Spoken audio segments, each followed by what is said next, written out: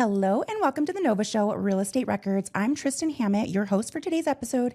And today we have top 500 realtor Trey Leonard. Trey is a Salt Lake-based real estate advisor with roots on Hayden Lake, a passion sharpened by hospitality, and over a decade of experience across Utah's Wasatch Front. In 2024 alone, he closed over $40 million in sales, serving everyone from first-time homebuyers to luxury investors. He blends strategy, grit, and authenticity and isn't here to sugarcoat what really works in this market. Let's dive in and hear his real-world take.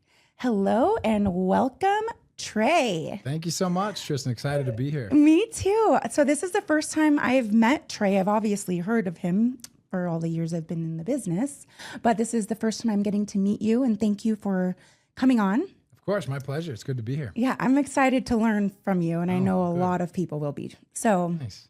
First, let's talk about you. Where are you from? Sounds like Hayden Lake. Yeah, I grew up in North Idaho, near Coeur d'Alene, Idaho. Some people have heard of Coeur d'Alene. Was actually just there a couple weeks ago. My parents and my family still live up there, so that's still kind of home for me. But came to Utah back to go to college. I went to Utah State. Okay. And since then have been in Utah. So that's almost 20 years I've been here. So it really feels like home here now, but fun to go back home and see family back on the lake. Amazing. Oh my gosh, what a gorgeous area. Yeah, it is. Ooh, It is. okay. So you went to college. What'd you go to college for? I studied economics. I played soccer at Utah State. Met my wife there. She grew up here. So after graduating, both of us kind of stayed in Utah, put our roots down here. But yeah, studied econ in the business school there. Didn't really know what I wanted to do with it. Always kind of had like an entrepreneurial style to me, and knew that someday I wanted to be my own boss and do my own thing. Just didn't know what that would look like. So, college was a lot of fun and some interesting classes, but not super beneficial, I guess, to like what I'm doing on a day-to-day basis now. Okay. So how did you find real estate? Yeah, so right after college, I got a job in Park City. I was actually working at like a luxury property management firm.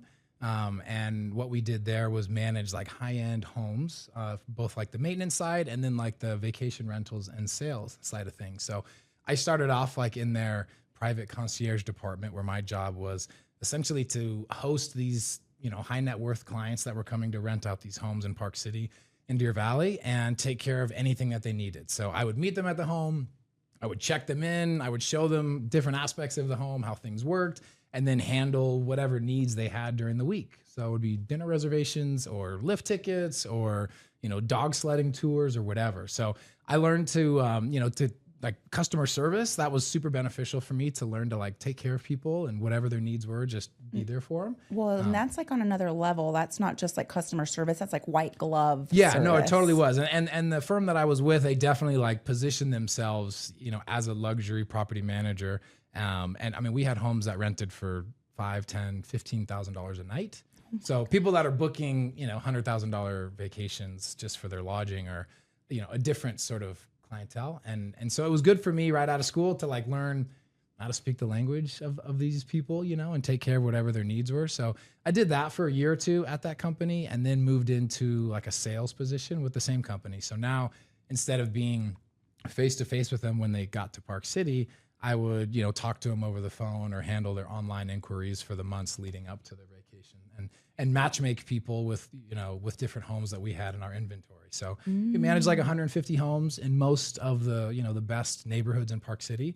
And I had gotten to know all those homes from the first year or two, checking people in and getting familiar with the homes and doing a lot of property tours. And then on the sales side was like matching people with what homes made the most sense. So the size of their group, do they have skiers or snowboarders? What style of home do they like? What's their budget? And then I would, sell them on these properties, take their credit card over the phone and book them into these amazing homes. Wow, cool. I bet you've met some really amazing people from all over the world. Yeah, all over the world, some interesting people, some celebrities, athletes, that sort of thing.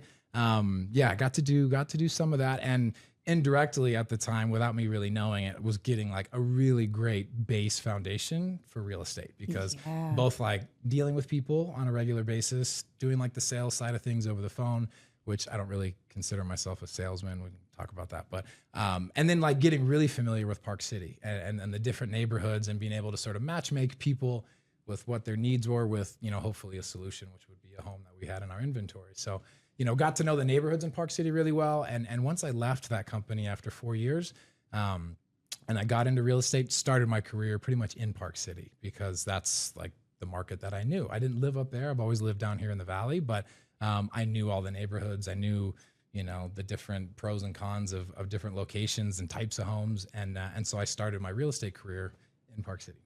That is so cool. Yeah. And you still do a lot. Yeah. You still work a lot in Park City. Yeah, Park City. And then over like in Wasatch County, Heber Midway, last year I think accounted for about half of my business was on the Wasatch back and half of it is down here. I think a lot of agents want to do business up in Park City. Obviously, like the price points are pretty attractive. You can do fewer deals and make some big commissions. But it's difficult. It's difficult to break into that market unless you really know the different areas within Park City, because you can be found out pretty quick if you don't know what you're talking about. I've actually heard this, like from agents wanting to get into the Park City area, like it's very hard. Yeah. Like it's tricky. And it's there's a lot of agents up there. I think there's something like, I want to say it was like 10,000 people have their license. So it's a lot. Wow. And that number might not be accurate, but there's a lot of just like part-time agents, like they do one deal a year or they do no deals, but everybody knows a lot of real estate agents. So it's tough to break in again, unless you kind of know what you're talking about. So once I got into real estate, my career started like sitting at a lot of open houses, because as a new agent, you don't really have any business to do. And so I would sit in open houses and collect names and add them to my database on like a daily basis, do like 4 or 5 days of open houses a week, just grinding. But now, like 10 years later, I still have people in my database that I met, at those open houses and done a handful of deals that came from that. And then, those deals lead to more deals. And so, things kind of all fell into place without me really having a plan, or a goal to go into real estate. But it worked after college to like work at a property manager in Park City. One thing led to another. I realized I wasn't really making the money doing the sales side of things for the company I was with that I thought I could make.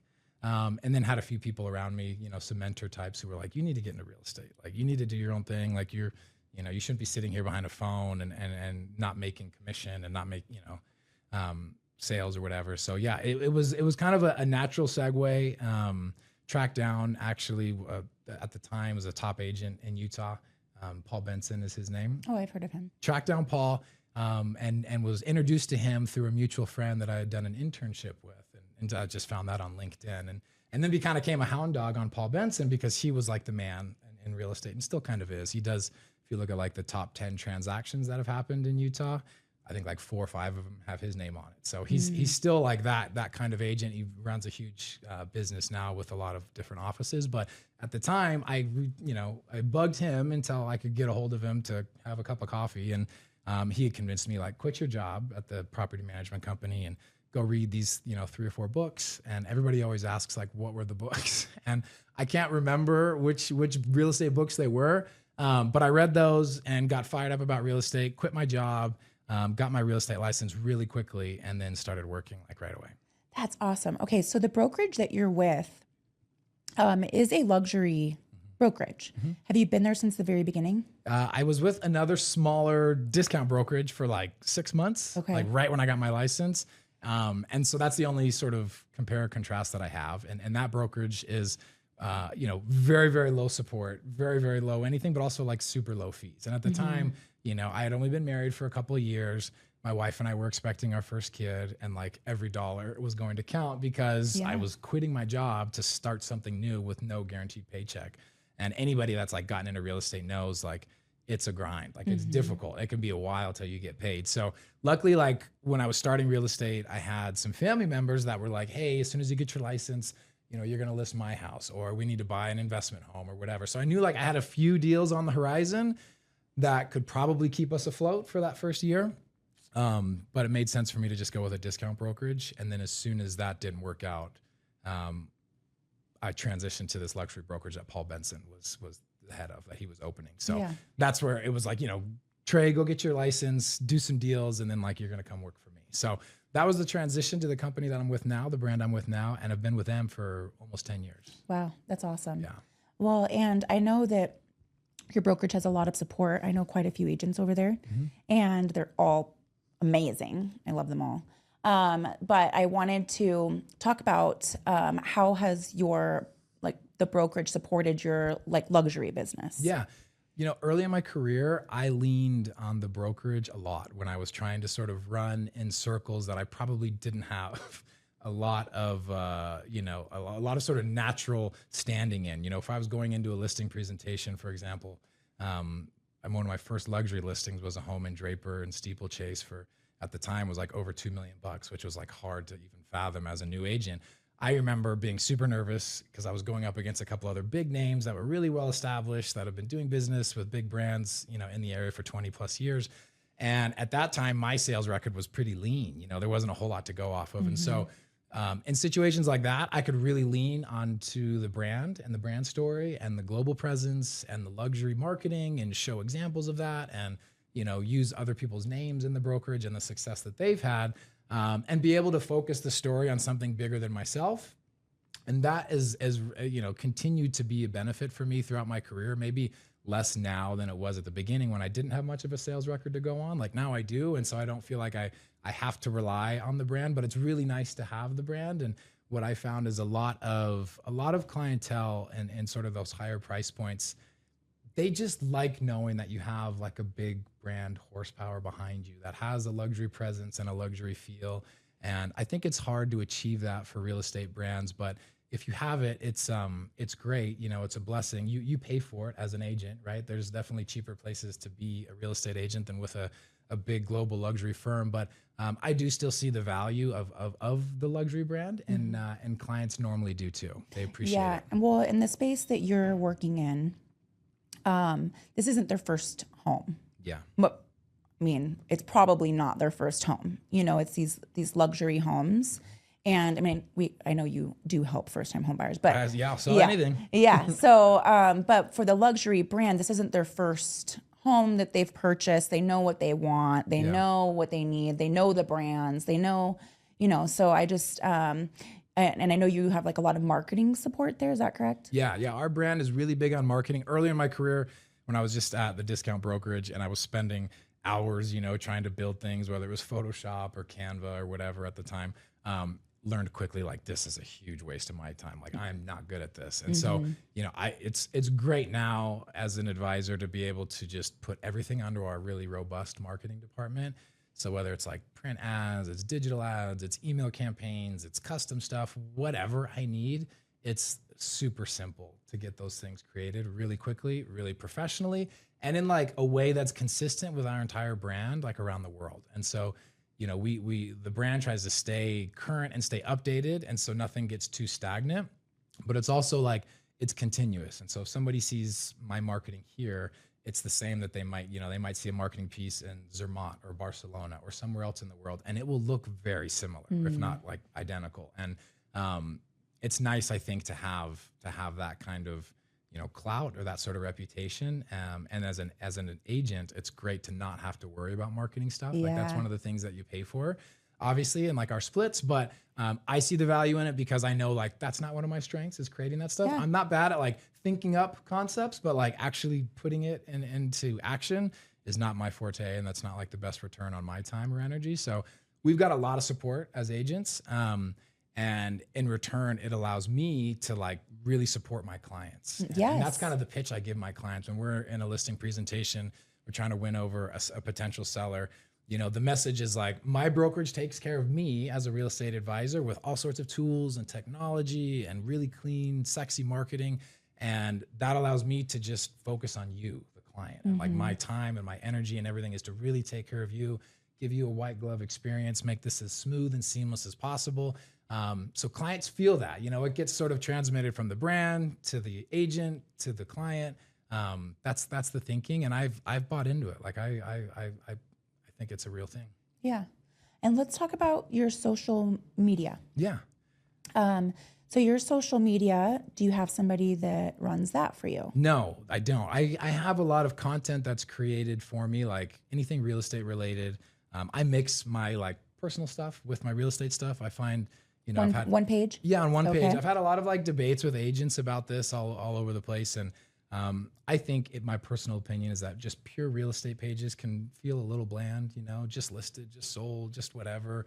I don't know. I feel like if somebody is working with me, they want to work with me, the person, not just me, the real estate agent. And so I find that mixing my page, if you look at my page right now, it'll be a mix of like, my kids or me on a fun vacation and then like real estate stuff. And it's all kind of, it's all intertwined, and I try to keep it looking clean and still look professional, especially the real estate stuff.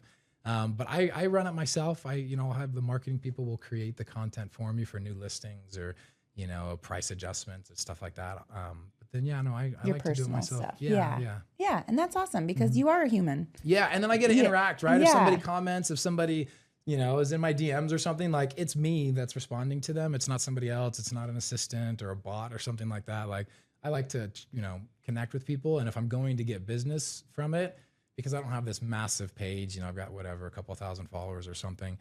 It's going to come from like real connections and somebody having a conversation or asking a question in the comments. And then like that leads to something else that's offline. But it's all me.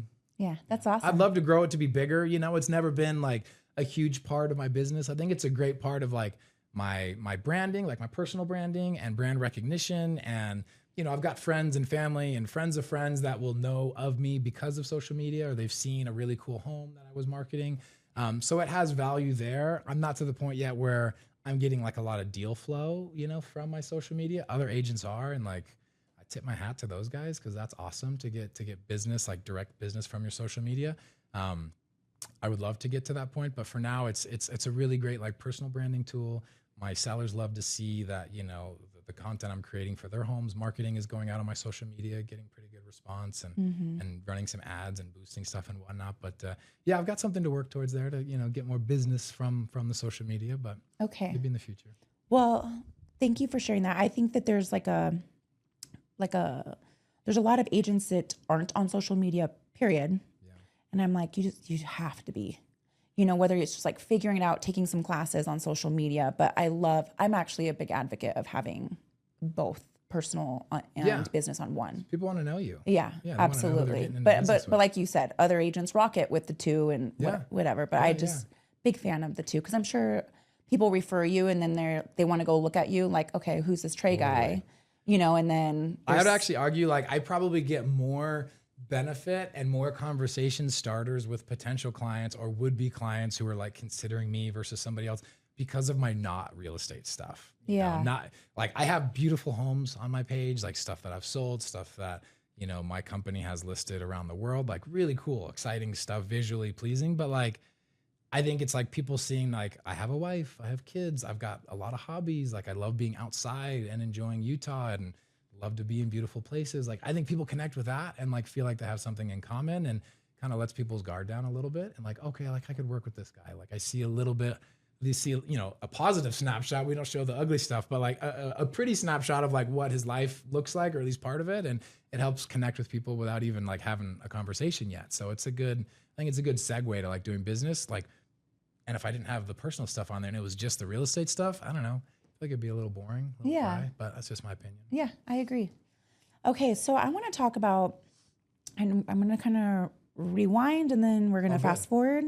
So you had mentioned in the beginning of our conversation that you were sitting at a lot of open houses, and I just totally feel like that's a great way for any agent to get started, especially if they're like not from Utah, Yeah. But you're from Utah, so you have this SOI. You've made all these great connections at this property management company that you previously worked for. How does one build their business from zero? Yeah. To like some family members that said they have some houses that you can help list to over 40 million last year? It's a good question. It's a great question. Yeah, it's a great question. Because the last few years have not been easy. Yeah. So like those numbers are wild. Yeah. So how? I get that question a lot from other agents and advisors in our office. And I feel super lucky and blessed. Let me just say that from the top, like, especially the last year or two, like a lot of agents and a lot of people in our industry have struggled. And so I feel really, really lucky, to have had my best year ever was last year. And what I tell people and what I'll tell you is, the beginning of my business, I didn't grow up in Utah. So the only people I knew were Idaho. That's yeah. right. I knew people from college, and then I met, coworkers. I didn't get to like take anybody from my property management database and, reach out to them once I was in real estate. That would have been nice, but didn't have anything like that. So it really just started with like small group of friends. Luckily, my wife has a pretty big family. So like she's from here. So like we definitely leveraged the family. Like I said, those first deals were like mostly family and really close friends. My mindset from the very beginning of real estate was anytime I got a client, I was going to just treat them like gold, like do anything for them and be available like all the time, make sure that they had a really great experience with the hope that at the end of the transaction, if everything went smooth and they were happy, they would feel like, I was their guy from now on, but that like they wanted to share that with other people. And I've never been good about like asking specifically for referrals or, recommend me or who do you know on your street? Like, I know that there's like a lot of sales training about that stuff. But like I said, I don't really see myself as a salesman, but my mindset was just take great care of people and they'll want to tell other people about you. Yeah. So in the beginning of my business, like really slow, right? Really slow building because I would do one transaction or two or whatever. My first year, I think, was like 8 or 9 deals, which is probably a little bit better than average, but like nothing to write home about. But whenever I had a client, it was like, do a great job and then find a way to stay in front of them always. Like create like a great newsletter, create some sort of value, stay in touch with them, stay, part of their life after the transaction.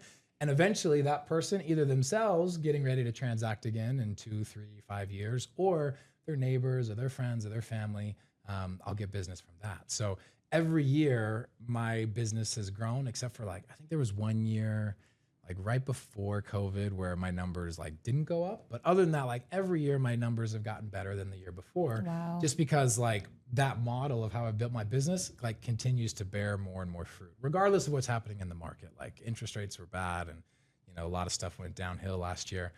But it didn't matter because the clientele that I have are still like, they're fans of me. They've had a good experience and they want to tell their friends or their family or their neighbors. And so, in theory, if I can keep that up, like every year, it should continue to feed me and feed my business. There's lots of different ways, I think, to build like a successful real estate business. And I tell agents that all the time, like people will want to come and pick my brain. And I learned so much early on with the company that I'm with, working in Park City. I learned so much from top producing agents that just gave freely of their time to give me advice. Like early in my career, I wanted to just be a sponge. Like I was not super patient. I was like, listen, I know like what the earning potential is here. I don't have anybody telling me, to get up and go to work today, but I also don't have anybody telling me like, this is the most that you can make, or we're going to cap you out here. Like some of my buddies who are sales guys, you can make whatever you want in this business, right? However much hustle and appetite you have. And I loved that and wanted to get going as quickly as possible. Family pressures, baby coming, all those things. And so I would talk to top agents and pick their brains. Like, tell me, what have you been doing the last few years that works? Tell me what's not working. And I would talk to lots of different agents and get their advice because they knew what was going on and I didn't. I was brand new. Luckily, I'm in a brand that like people were willing to give that information freely. That's not the case everywhere.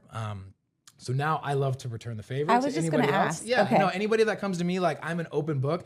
I wish I had like some amazing secret sauce. Like I don't. It's just my business has been built on like hard work, staying in front of clients, like white glove experience, really take care of them, and then hope that, I'm providing value after the transaction. We have a real relationship, not just a, one time, see you again, never type of relationship. And then that will continue to feed me like for the years to come.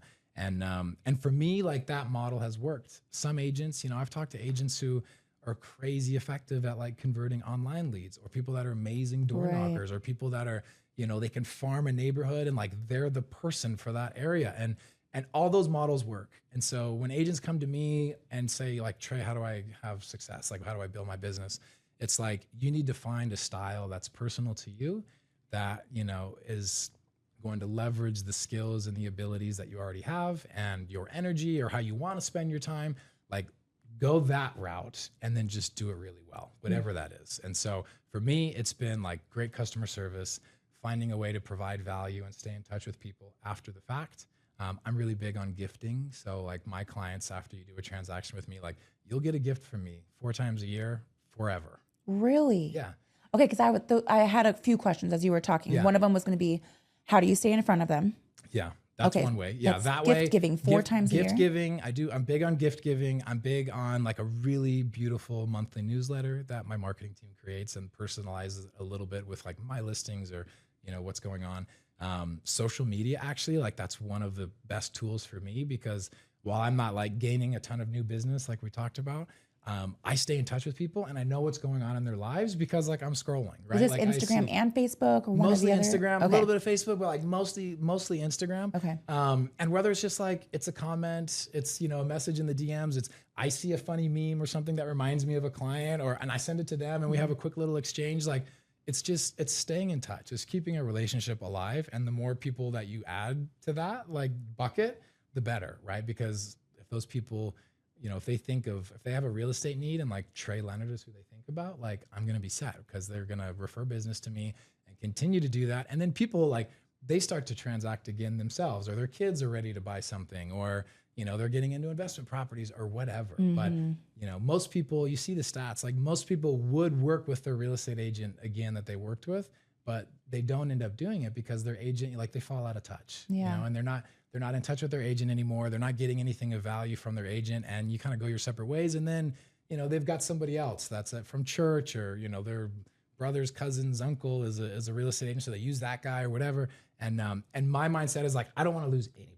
I don't want to lose any client that I've done a deal with. Like I want them to be mine. I want to stay in front of them. And if they ever have a need or somebody that they know, like I want them to think of me. Yeah. And so far, like that model has worked. Yeah. Okay. I don't buy leads. I don't pay for leads. I don't, and I don't, poo-poo anybody that does because some people are really amazing at like a lead comes in, Converting. they convert it, they go see that person that day and like they, and they make deals happen. And so that's awesome. And if that's like your skill set, run with that. Find a way to do that. Right. But for me, like I couldn't do that. Like I know that that's not my personality. Like it wouldn't be a good fit. So what I found, it works for me. And I hope to just continue to do that year after year. I want to hear an example of a gift. So yeah, it's, they're not branded. I don't like branded to my brand, even though it's a beautiful brand. I love my brand, the company I'm with, but I think those are a little cheesy. It doesn't the gifts don't have my face or name or anything like that. They're usually seasonal. So like an example, might be like summertime might be coming around and somebody might get a gift that's like a really pretty like s'mores kit. So that comes with like some chocolate and like some cool skewers with wood handles and like something that's nice that like somebody would actually set out and they would actually use. Or Like, oh, Trey gives. yeah, exactly. Yeah. Or like one gift that was cool was like a this like weighted sleep mask. A lot of people love that, where it was just one of these kind of like heavy masks that you put on to just like help you sleep, and just like a little bit of pressure would help with headaches. So like weird stuff like that. But every time that I send gifts out, like every quarter, I inevitably get like 5, 10 plus photos from clients or past clients or whatever, friends that got a gift, and they take a picture of it, or they say thank you, or they take a picture of them using it or with their family. And they just, they just want to say thank you. And then it becomes so much more to you. Yeah, you're like, now we're friends. Yeah. Yeah, now we're friends. So yeah. It's like, if I'm going to find, like at the end of the year, it's like, okay, how did I spend my marketing dollars? Like if I look at that and spent X amount of dollars, I'm like, so well spent. Okay. So well spent. And so any agents that aren't doing that, I would say go for that, because people love it. People love getting gifts. Like try to be thoughtful. Don't give cheap, chintzy stuff, but it doesn't need to be crazy. I'm not spending $1,000 on a client in a year. I'm spending, maybe $100, a couple $100 or something per client. So it doesn't need to be really expensive, but people are shocked that they're still getting gifts from me, 7, 8 years later after their transaction. Yeah, but I was just going to say, so when did you start this? I started it after like my first few years in the business. So yeah, it was probably 6 or 7 years ago. And I'm sure the people that started, they're like, wow, his gifts are getting way better. Yeah, they're getting better. Trey must be doing okay. His gifts, it used to be like a little like Thanksgiving recipe thing, and now, whatever. Yeah, they're still, they're not crazy, but it's like, it's totally one of those things, like the thought that counts, Yeah. And if somebody gets a gift from me one month, and like that month, their neighbor they're having a conversation about selling their house, and they've got my gift that they just opened a few days ago. Like, who are they going to tell their neighbor? Yeah, Like, it's absolutely. me. So it's a really simple thing. Like, I don't spend a lot of money on marketing, but that's one that I do, and I'm like, so worth it. Would you say that, did all of your business last year and all the years previously all come from like word A of lot mouth? of it. Yeah. A lot of it will come from my sphere of influence, my SOI. It's usually, it boils down to like, 70 or 80% is from my network, right? My people. Mm-hmm. And then another 10 or 20% will come from referrals from other agents, either here in Utah or agents within my brand around the country that, because I've been with my brand for a while, I've built up a decent reputation. And when somebody has somebody, a client of theirs from somewhere else that's moving to Utah or needs to sell something here. So that has become like a pretty decent part of my business. So between that and then my SOI and then the occasional, like, a signed call or an open house walk-in or something like that, like I'll do a handful of that, but that's not the bulk of my business for sure. And really, like, people have these massive SOIs and massive databases that you're hitting up with like newsletters or whatever. Like that's great. But I think like you don't need a ton of people to have a really successful real estate business. I probably, if I look realistically at where all my deals come from over the last like 5 years, I could probably trace them back to about, 30 people. Oh, okay. Less than 50. Even though my stuff might go out to, hundreds. Right. Like your core people that like time after time are like, oh, you got to use Trey. Like Trey's my guy. That group is not huge. Like that group is pretty small. But if I take really good care of that group and like we're friends and I stay a part of their life, they have an event in their family, a baby's born and they're getting flowers from me, or they have a death in the family or whatever. And like, I'm a part of their world, not just like the agent that they use, like they will continue to take care of me. So it doesn't need to be massive, but I'd say like the people that you have, whether you're an experienced agent or you're a brand new agent, like take really good care of them. And at the same time, like we haven't talked about this, but you have to like stay in front of people, give them something of value, but like you have to be competent too. Like they have to be able to trust you with their massive transaction. Buying or selling a house is the biggest deal most people will ever do. So they have to know like what you're talking about. So that's like the other half of the equation. Like be fun, be nice, be present in people's lives, but like you have to know what you're talking about when the opportunity does come up. So like know the data, know what's going on in the market, know how to handle different situations, different problems that pop up in a transaction. Like be confident and like know what you're talking about. And then people will like really want to recommend you because they're like, oh, I know this person. I trust them. They know what they're talking about. Like, let me tell my friends. Yeah. And I want to touch on a few things because you brought this up earlier where you talked about like you leaned on your brokerage a lot and the people because you didn't like you were lean on your business, right? Yeah. So you leaned on the brokerage, the brand, the other top agents in there, right?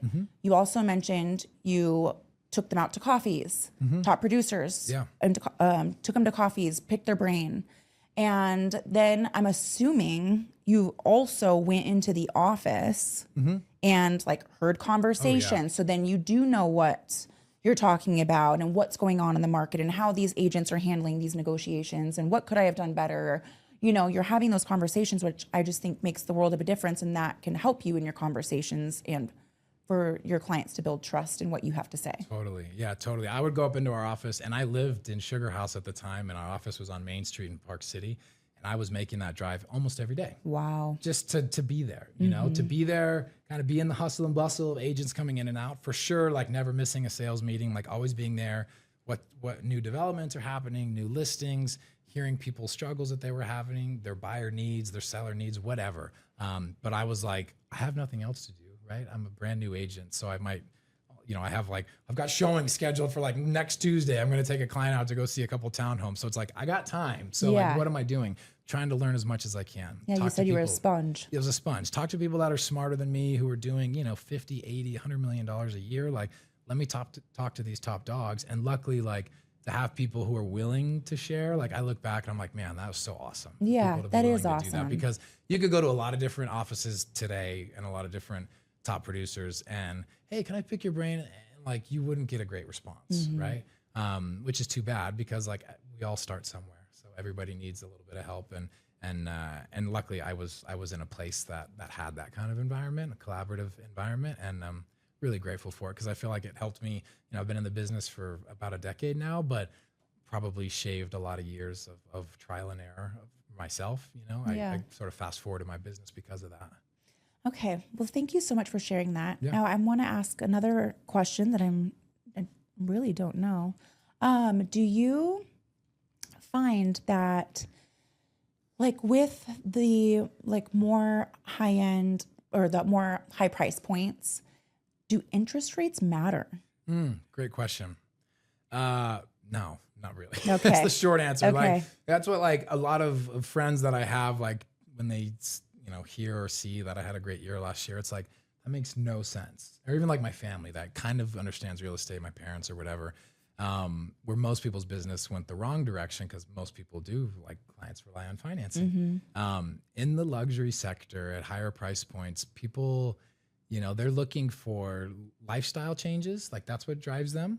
And then opportunities that will drive them too. And so, with interest rates getting high, whatever it was, a year and a half ago, I had a lot of clients that were seeing opportunities that they hadn't seen, and that motivated them to make those lifestyle changes. So whether that was, I own a condo in Park City and it's been great, but now, prices have settled down a little bit. They're not so high compared to what they were doing year after year. I'm ready to trade in my condo and buy a ski in, ski out home.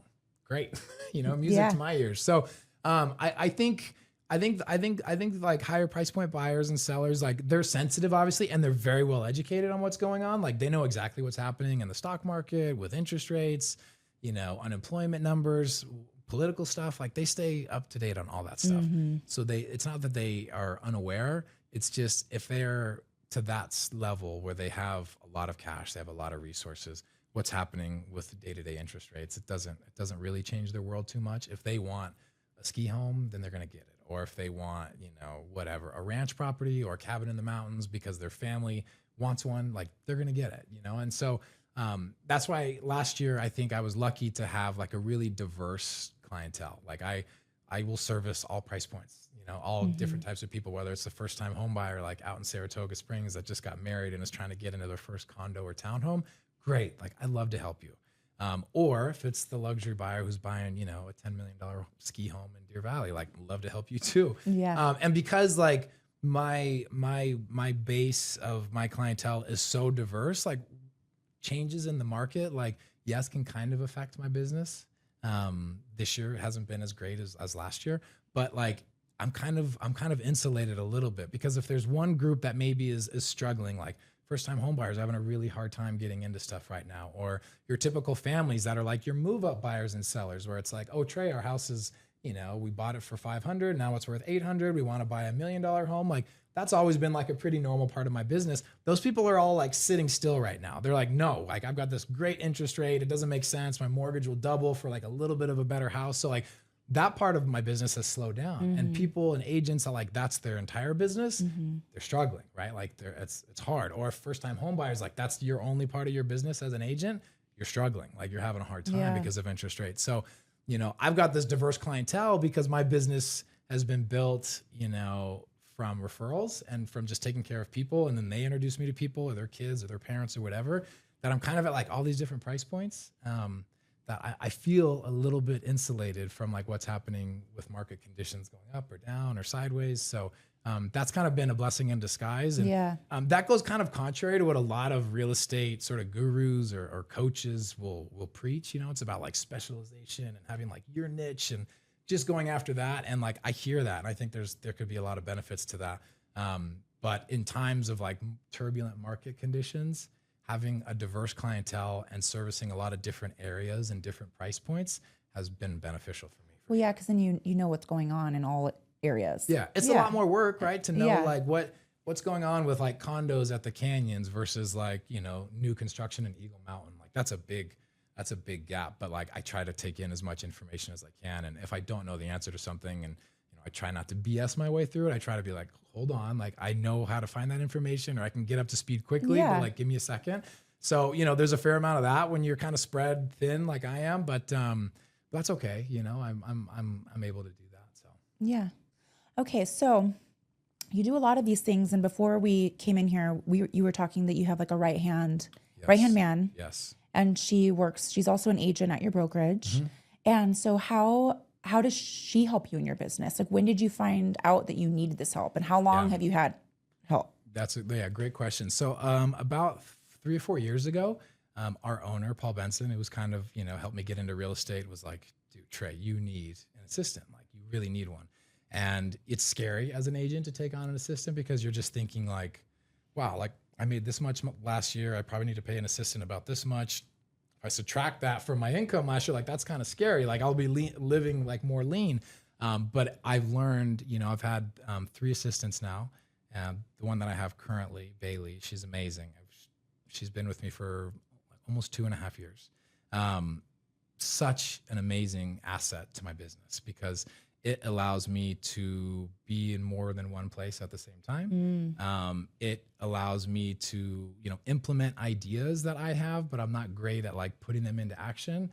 Like I found somebody in Bailey who her strengths are my weaknesses, and she can implement things that I would not do on my own. So like, for example, if I've got a great idea for a closing gift that requires like some personalization or like a little bit more extra effort or whatever, I'm probably not going to do that on my own because I'm busy. Like I'm showing homes or I'm bouncing around, like, and that probably goes by the wayside. But now that I have an assistant, I can send stuff off to her and she's on it. Like anything that I say, like it's going to happen. And I've got somebody in my assistant now that is really invested in the business and feels like it's our business because it truly is. And that's how our compensation structure is arranged, where if I make more, she makes more. And so there's different structures, I think, but I knew that I wanted somebody to be, working with me that was really invested in my business and would ride or die with me. We'd feast and we'd famine, but like we'd do it together, as opposed to, an hourly assistant or just like a base salary or whatever. So I think that's so cool. Yeah, I think it's hard because they want to do their best. Yes. So you're doing your best. Yes. And we're in it together. Yeah. We're working weekends. Brilliant. We're, talking Sunday night at 10 p.m. We're handling, the crises that pop up. Like we're taking care of them together. Or, she's coming up with creative new ways to improve the business that I would never do. Like she's meeting with, and interviewing other CRMs to see like what's a way for us to get more efficient and creating these systems that I'm not great at systems and,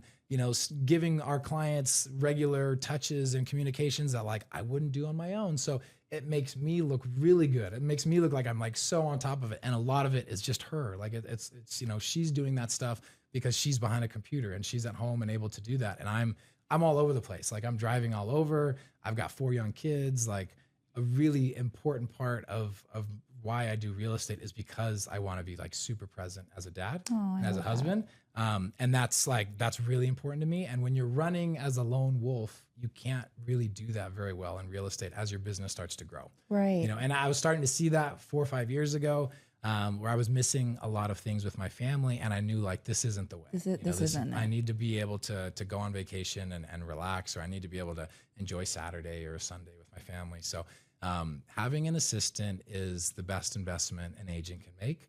But I would say, having been through a few of them, you do need to find somebody who is not just like you, because that's easy to get along with somebody that's just like you.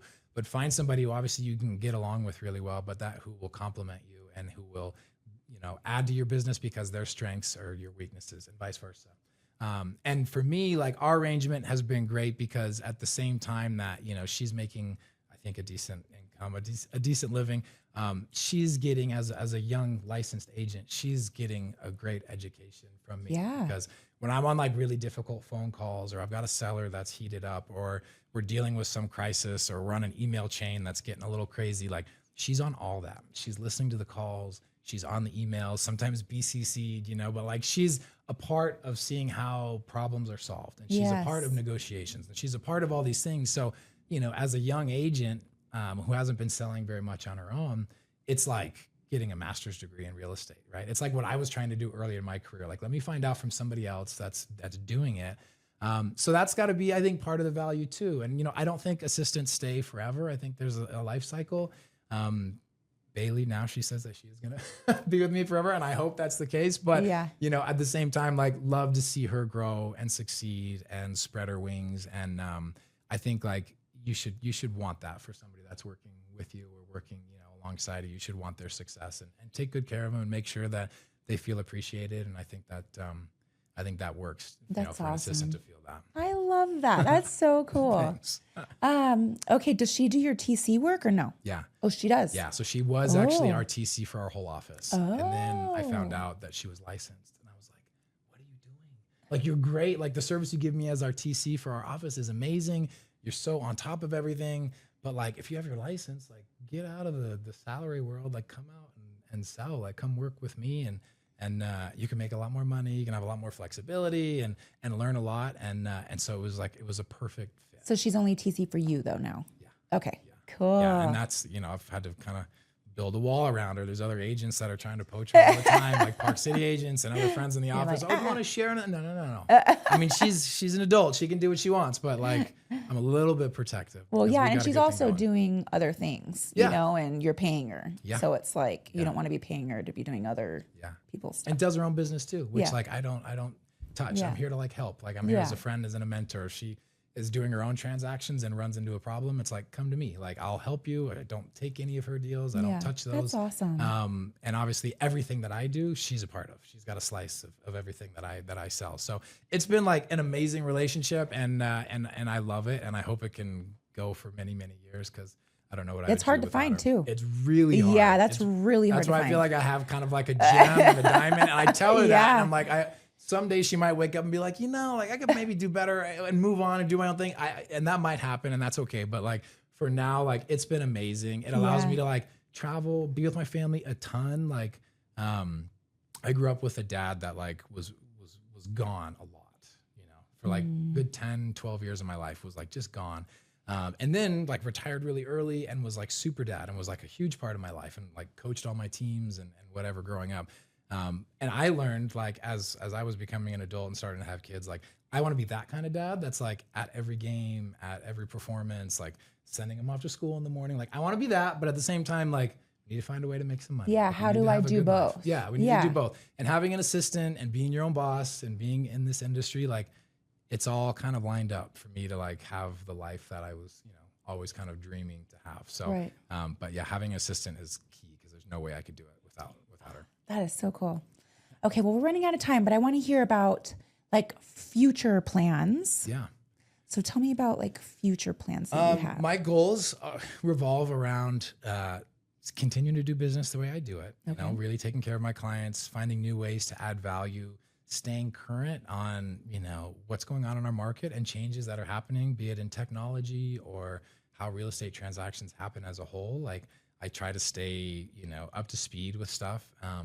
For my personal business, I want to continue to work at all price points, but, continue to work more towards the higher end.